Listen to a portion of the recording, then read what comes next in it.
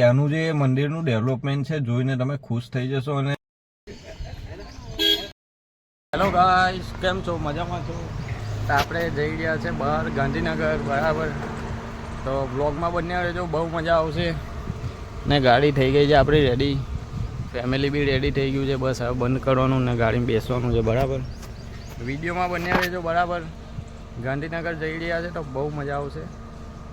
Continue રહેજો. Thank you so much. Har Har Mahadev.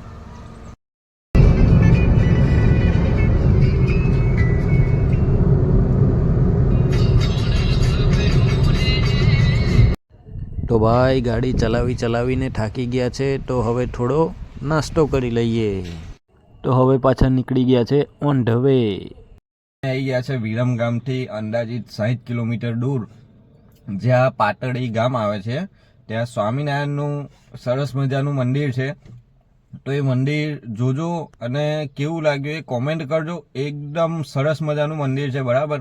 ને ત્યાંનું જે મંદિરનું ડેવલપમેન્ટ છે જોઈને તમે ખુશ થઈ જશો. અને એવું થશે કે ના યાર, આ જગ્યા પરથી હવે જવાનું મન નહીં થતું. તો વિડીયોમાં બન્યા રહેજો. સરસ મજાનું મંદિર છે, બરાબર.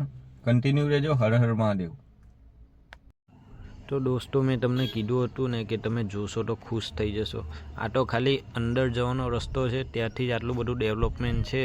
તો હવે મંદિર જોઈ લો તમે. મંદિર એકદમ ફૂલ ગોલ્ડન ટાઈપ બનાવેલું છે ને એકદમ સરસ મજાની જગ્યા છે. બાગ, અલગ અલગ જગ્યા છે, ત્યાં મહાદેવની મૂર્તિ છે ને એટલું સરસ બનાવેલું છે કે ના પૂછો વાત. અહીંયા તમે એકવાર જાઓ તો પછી ઘરે આવવાનું મન પણ ના થાય. તો હવે ફાઇનલી તમે ભગવાનના દર્શન કરી લો, જેથી કરીને તમારી બધી મનોકામના પૂરી કરે. જય સ્વામિનારાયણ. હર હર મહાદેવ.